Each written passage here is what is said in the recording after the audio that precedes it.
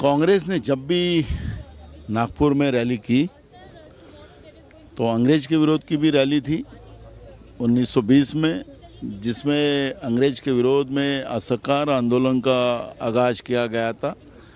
और तब देश में एक परिवर्तन की लहर हुई और अंग्रेजों को भी एक तानाशाह व्यवस्था को यहाँ से भागना पड़ा।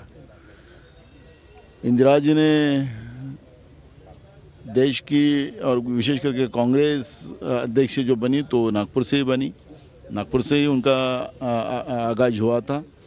और सबसे बड़ी बात है कि आज देश का लोकतांत्रिक व्यवस्था खतरे में है, संविधान खतरे में है।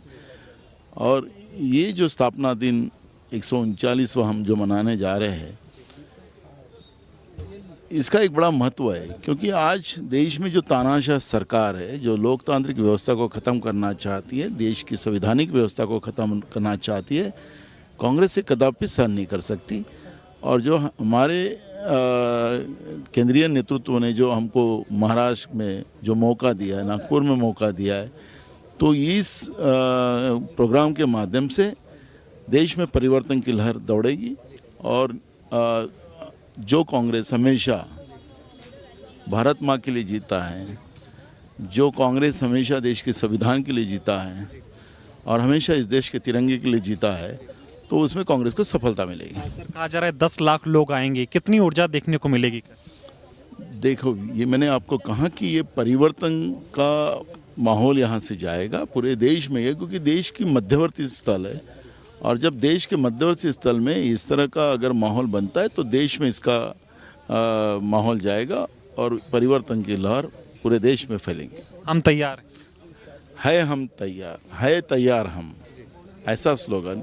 हम किसानों को न्याय देने के लिए तैयार, हम देश को संविधान बचाने के लिए तैयार, देश की लोकतांत्रिक व्यवस्था बचाने के लिए हम तैयार हैं, देश की युवाओं को न्याय देने के लिए हम तैयार हैं, हम देश के महिलाओं को न्याय देने के लिए तैयार है, देश के मजदूरों के लिए न्याय देने के लिए तैयार है, देश के किसानों को न्याय देने के लिए तैयार है।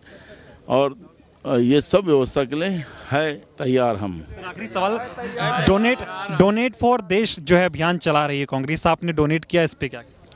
देखो, बिल्कुल जिस कांग्रेस ने हमें देश को आज़ादी मिला के दी और जिस कांग्रेस ने हमें देश में एक संविधान दिया और जिसको हमको लोकतांत्रिक व्यवस्था दी, उस कांग्रेस के लिए हमारे मेहनत का पैसा भी उस कांग्रेस को ताकत देने के लिए हमने लगाना, ये हमारे लिए खुशी की बात है।